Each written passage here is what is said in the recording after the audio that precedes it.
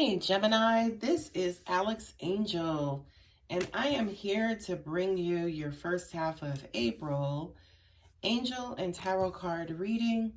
Just a special note, even though I am calling it April, I'm not going to put the date in the description, and I'm not necessarily going to use dates, simply because time is a human measurement, and the video may resonate whenever it's supposed to resonate, okay? So just a little bit of an update. I am, as you hear me, shuffling and laying out your cards. For this reading, I'm using my Arcanum deck and also my standard Rider-Waite. And then at the end, I will pull 3 Earth Magic cards and see what God, angels, and universe has in store for you guys. As always, please feel free to like, share, subscribe. I am accepting personal readings, and I believe my email is in my about information on my page.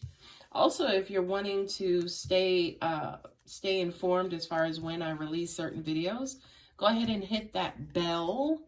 That will notify you in your app, your YouTube app, of when I'm posting new videos. Okay? So let's get started. Angel, it looks like Gemini, you guys may be starting to think about yourself. Again, as with my last half of March reading as well, I'm going to read by row versus by placement. The top row is the current energy or the near future energy. Then the bottom row is the universe's response or advice. And then the Earth Magic cards either reinforce or add on just a new flavor of advice. Okay, so the first card up is the Page of Pentacles. This basically is a new offer. Angels are saying, I kind of feel like you guys are starting to think about your stability again. Of course, Pentacles relate to money, wealth, materialism, job opportunities, you know, anything that can bring in value. You know, since money is the quintessential item that's, you know, valuable, this most of the time has to deal with money. Okay, a little lost for words, Mercury. Okay, anyway, so you guys may be on the verge of embarking on something new related to your stability, money, any kind of financial offer. Okay, the Knight of Swords, you know, this is the night of communication and clarity, and, you know, he kind of comes charging in, sometimes forcefully. So to me, this is almost like a sense of urgency that you guys may be feeling to take care of something, to do something, like, holy shit, I don't have life insurance.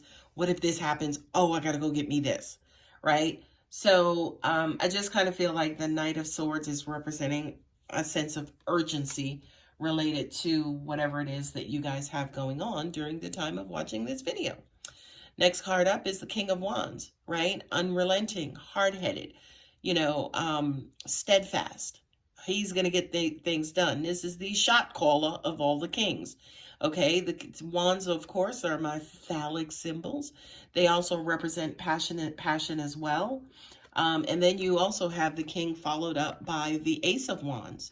Right? So it kind of feels like a labor of love, a passionate project. This could also be a person too, right? Angels are saying to me almost like you guys are giving all or nothing, right? Whatever this is that you guys are working on or dealing with, you're going hard for it, okay? You're going all out, okay? Now, the last card and last placement with the Nine of Swords, I kind of feel like this is your other twin, Gemini. For some reason, my nose is itching like crazy. But this is your other twin. This is a part this is a part of you that won't allow you to believe, that won't allow you to completely release. It's almost like in this scenario, somebody's asking you maybe to trust them. I got it. I know what I'm doing. And you're like, I don't know. But all the times that you said you were going to do, you didn't do. So it's almost like false faith, right?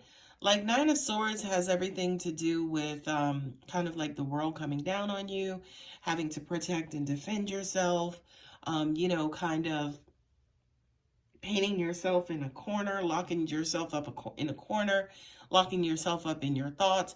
You know, it's kind of like being in that tower of doom and gloom, so to speak.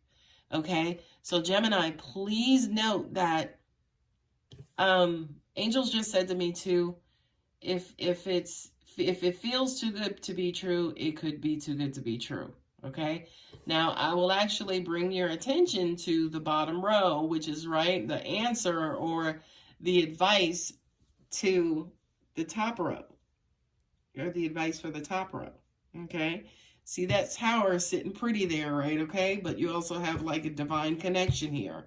So I do kind of feel like maybe some of you have a mate, a husband or a wife, or, you know, a roommate or somebody who could be wanting to gamble with something. Not necessarily saying casino gamble per se, but it's almost like, trust me, trust me, trust me. But there's just something inside of you that's like, I get in trouble when I start trusting people in these types of situations. So with that being the case, then now what is God, angels, universe's answer to it? The Queen of Cups, right? Cancer, Pisces, Scorpio. Be more loving. This is water sign. This is, you know, Gemini, you are an air sign. So this is kind of like you going out of your element, or you appealing to your softer side, to your emotional side, right?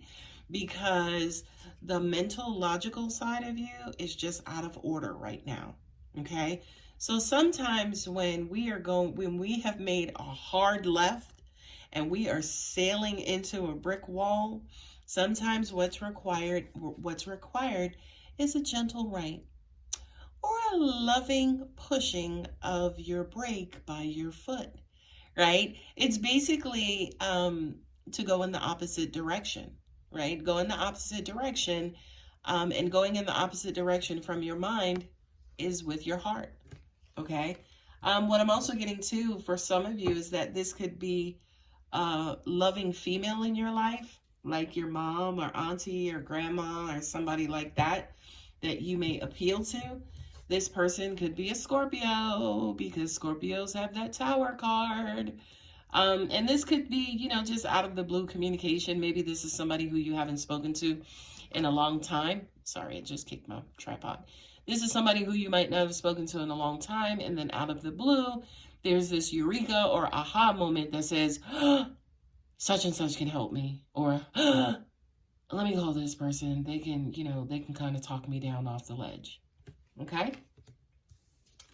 And what a talking down it will be. The Seven of Wands, right? The Seven of Wands is, all right, okay, now I know what to do. So I got to get out here. I got to start planting these seeds. I got to start, you know, sowing this stuff, and getting ready. Okay? This to me almost even feels like a safety net, you know, rainy day. Not really just in case it doesn't work out, but more so nest egg, right? This is, angels are saying, okay, they're giving me two messages. This is two messages. This is either you guys rolling up your sleeves and helping out this King of Wands, or this is you guys working on the side to build that safety net in case this King of Wands goes sailing into that brick wall. Okay? Two of Swords, blind faith, blind trust. Okay? You know, that person is sitting there with two swords, not two cookies. Okay? So you know the importance of this decision, right? I kind of feel like to an extent you don't want to make the decision, right? I also kind of feel like the decision for you is to trust this King of Wands, right? And even if you do go sailing into a wall, you know, you're already making plans and, you know, you're going to recuperate and you'll survive, right? Now, I know, trust me, that this is scary what I'm saying to you, but I kind of feel like the decision to make is an undecision, is no decision. And simply because the King of Hearts is here, right? As in, this is a test, kind of feels like. And the test has nothing to do with the matter at hand. The test has everything to do with, can you trust? Can you have blind trust, Gemini? Right? And I kind of feel like when you get to that point, right? When you're just like, oh, fuck it. I'm not doing anything. I'm not doing anything and I'm not saying anything. I'm just going to let him sail into that wall. It's almost like when you just break pattern and just be like, you know what? Whatever, God, I'm not even going to worry about it. Like, you know, they could just do whatever. Then all of a sudden that slows them down and they stop. And now they're like, you know what? I'm going too fast. Or you see that wall coming up? Babe, I can't have us both sailing into this wall. Let me slow this shit down. It's almost like they follow your lead to an extent, right? They follow your lead. Okay. What I'm also getting to, by the way, Gemini, is what you're putting out there, you eventually get back. So when it comes to law of attraction specifically, check yourself, right? Are you putting bullshit out there, getting bullshit back, and then being mad because you're getting bullshit back? All right? If you're mad because you're getting bullshit back, stop putting bullshit out there. Okay? As you hear, I am shuffling my Earth Magic cards. This card wants to come out. It's just jumping. So let's see what God angels, what else they have in store for you guys. Okay. First card out is Dragonfly, Emergence. I love this. I just read something on Facebook about dragonflies, and it said something like the reason why they have a second set of wings is to carry angels on their backs, which I thought was really cool. You know, I love an angel in any way, shape, or form. But I kind of feel like, yeah, this is almost like something that's really small and really petty and really, it's a nuisance and this, that, or the other. But angels are saying that's your blind faith. You know, it's something that's so small, right? But it's like the thorn in your side. So what I would say to you again, Gemini, that one thing that you keep ignoring and you keep suppressing and you keep trying to get rid of, it may be time to just give into it, okay? Second card up, Mountain and Strength. There you go. Right? The strength is in sometimes letting go. The strength is in sometimes relinquishing control. Strength and mountain, you know, mountains don't go nowhere. You know, nobody ever, you know, cuts down mountains and builds a Walmart, right? They're there for a reason. They're there because of time, energy, and, you know, earth movement and earthquakes, right? So this to me is you. You're a rock. You're not going anywhere.